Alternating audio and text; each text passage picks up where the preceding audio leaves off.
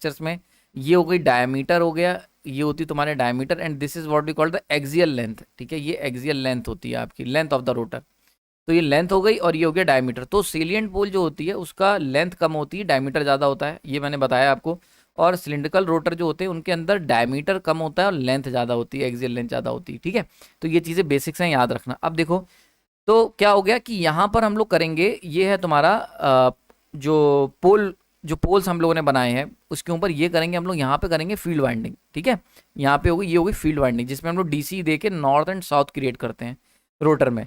और ये जो पोल फेस था, ठीक है, पोल फेस जनरली कैसा था, ऐसा ही तो था पोल फेस, ठीक है। तो पोल फेस पहले स्मूथ होते थे, कोई दिक्कत नहीं थी। अब इन्हीं पोल फेसेस के अंदर हमने स्लॉट्स बना के कंडक्टर्स प्लेस कर दिए हैं।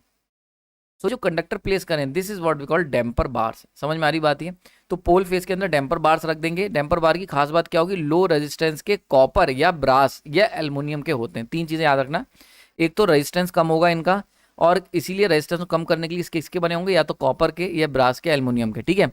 तीसरी चीज, embedded in slots in the pole faces. तो देखो मैंने बताया एक अलग चीज होता है, विजुलाइज कराना एक अलग चीज होता है। तो डैम्पर वाइंडिंग कैसी दिखती है, कैसा विजुलाइजेशन उसका है, वो हम कराने में एक्सपर्ट हैं। तो वही चीज आपको यहाँ पे दिखा रहा हूँ मैं।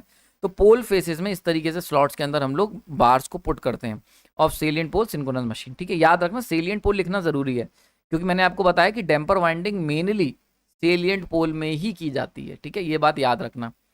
दूसरी एक और इंपॉर्टेंट चीज आती है कि ये जो हमने बार्स रखे डैम्पर बार, इनका सर्किट कंप्लीट करने के लिए ये एक शॉर्ट सर्किट स्ट्रिप्स का इस्तेमाल करते हैं। अब होता क्या है कि देखो अगर टू पोल है तो टू पोल में यहाँ पे तो कंडक्टर्स हैं, यहाँ पे कंडक्टर्स हैं, ये बीच में स्ट्रिप के थ्रू हम इसको सर्किट को कंप्लीट करेंगे। समझ में आ रही बात है। तो ये पूरी कॉपर की स्ट्रिप है, ये देख रहे हो यहाँ पे, ये कॉपर की स्ट्रिप है, और इसका काम क्या है, ये सर्किट को क्लोज कर रही है, जिससे क्या होगा पूरे सर्किट के अंदर शॉर्ट सर्किट की तरह it will act as a short circuit. समझ में आ रही बात है, ये सिंपल हो गया। Now a short circuit that only takes place in the damping, ठीक है। तो एक शॉर्ट सर्किट होगा जो कि डैम्पिंग के टाइम पे काम आएगा, ठीक है। अब देखो एक बात समझो, ये क्या है, ये जो पर्टिकुलर हम देख रहे हैं यहाँ पे हमने क्या करा है, वाइंडिंग की है और उसे शॉर्ट सर्किट कर दिया है। इस तरीके की जो वाइंडिंग होती है ये सेपरेट सर्किट है, बहुत ध्यान से समझना जो बात समझा रहा हूँ।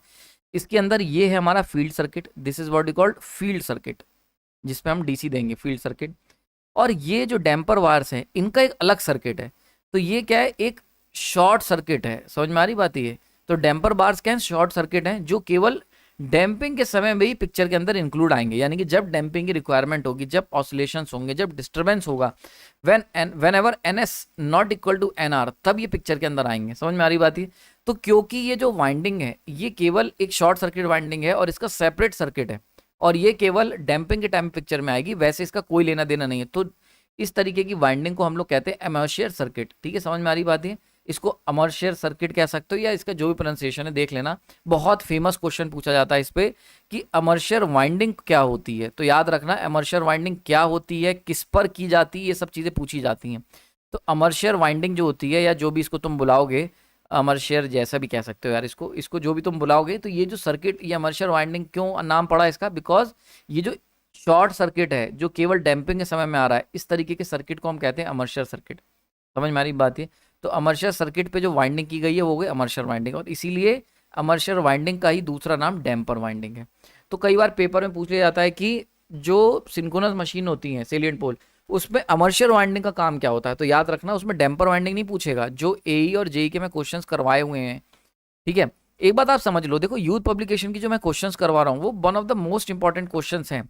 तो ऐसा नहीं है कि तुम RRB JEE SSC JEE की तैयारी करोगे तो उसके लिए अलग क्वेश्चन लगाने की जरूरत है। जस्ट अगर आपने वो क्वेश्चंस लगा लिए तो वो सफिशिएंट है अपने आप में। समझ में आ रही बात है। तो यूथ पब्लिकेशन के जो MCQs में करा रहा हूँ उतने अगर तुमने लगा डाले तो मतलब समझ लो कि तुम्हारे कॉन्सेप्ट सारे क्लियर हो जाएंगे और मैक्सिमम क्वेश्चन वहां से तुम्हारा फंस जाएगा एग्जाम में। क्लियर हो गया, यहाँ पे समझ में आ गई होगी बात ये। ओके, वापस आते हैं टॉपिक पे। तो वहां पे क्वेश्चन मैंने